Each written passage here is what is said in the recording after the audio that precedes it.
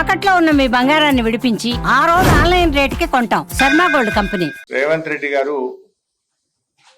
విజయవంతంగా రైతు బంధును ఎగ్గొట్టి రైతు భరోసాకు కోతలు పెట్టడానికి రాత్రింబవళ్ళు కష్టపడతా ఉన్నాడు. ఎటైట రైతు బంధుకు రైతు భరోసాకు కోతలు పెట్టచ్చు అని పాపం వ్యవసాయ మంత్రి, ఆర్థిక మంత్రి, ముఖ్యమంత్రి అందరూ ఈ రైతు భరోసాకు కోతలు పెట్టడానికి కుస్తీలు పడుతున్నారు. గతంలో ఇదే రేవంత్ రెడ్డి గారు రైతు బంధు ఏడాదికి 3 సార్లు ఎందుకు ఇవ్వకూడదు అని ప్రతిపక్షంలో ఉన్నప్పుడు మాట్లాడారు. ఇవాళ అధికారంలోకి రాగానే రేవంత్ రెడ్డి గారికి కొంచెం మతిమరుపు వచ్చినట్టున్నది. 3 సార్లు ఎందుకు ఇయ్యరు అన్నోడు ఒక్కసారి కూడా రైతు బంధు ఇవ్వడానికి ఆపసోపాలు పడుతున్నాడు, వెనక ముందు అవుతున్నాడు.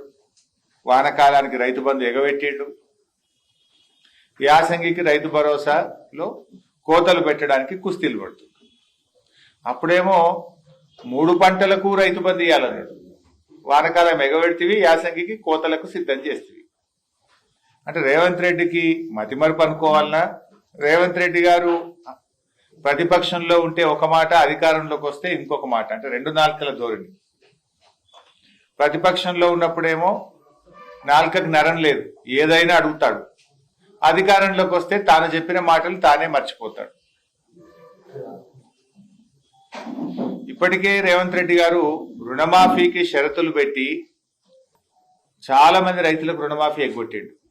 ఇలా రాష్ట్రంలో సగం మందికి కూడా రుణమాఫీ కాలేదు.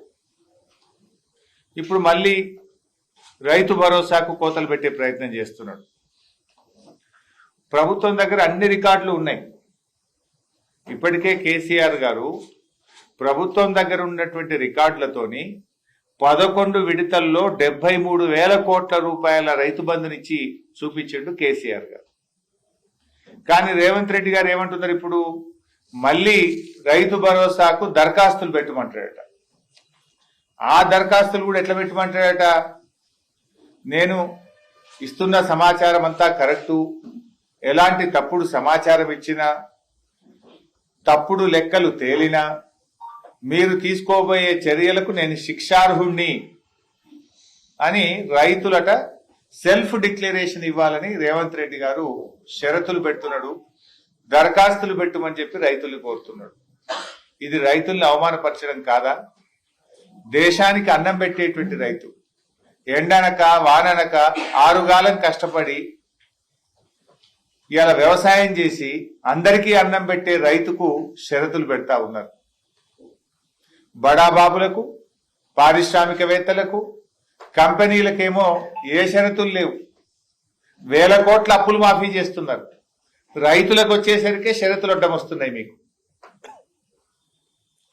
రైతులకు బేడీలు వేసి అవమానపరిచినటువంటి రేవంత్ రెడ్డి ప్రభుత్వం ఇవాళ రైతు భరోసా విషయంలో కూడా రైతుల్ని నేరస్తుల్లా భావించడం ఇది చాలా దారుణమైనటువంటి విషయం.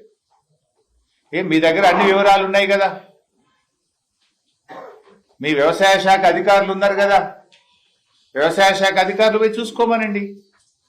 ఎందుకు ఇలా రైతుల్ని మీరు ఒక దోషిలాగా నిలబెట్టే ప్రయత్నం ఎందుకు చేస్తున్నారు? ఎందుకు రైతులను దరఖాస్తుల పేరు మీద అవమానపరిచే ప్రయత్నం చేస్తున్నారు? అన్నదాతలంటే అంత అలుసెందుకు అని నేను రేవంత్ రెడ్డి గారిని అడుగుతా ఉన్నాను. అంటే మీరు మళ్ళీ రైతులను కార్యాలయాల చుట్టూ తిప్పే ప్రయత్నం, కాంగ్రెస్ నాయకుల చుట్టూ తిప్పే ప్రయత్నం, పైరవకారుల చుట్టూ తిప్పే ప్రయత్నానికి మీరు పాల్పడతా ఉన్నారు. అంటే రైతులు మళ్ళీ పైరవకారుల చుట్టూ, కాంగ్రెస్ నేతల ఇండ్ల చుట్టూ, కార్యాలయాల చుట్టూ తిరగాలనా? కేసీఆర్ గారు ఉండగా కడుపులో సల్లగదలకుండా, ఏ దరఖాస్తు లేకుండా, రైతు ఇంట్లో నుంచి కాలు బయట పెట్టకుండా, వానకాలం వచ్చిందన్నా, యాసంగి పంట వచ్చిందన్నా టింగు టింగు నా ఫోన్లు మోగినాయి, బ్యాంక్ అకౌంట్లలో డబ్బులు పడ్డాయి.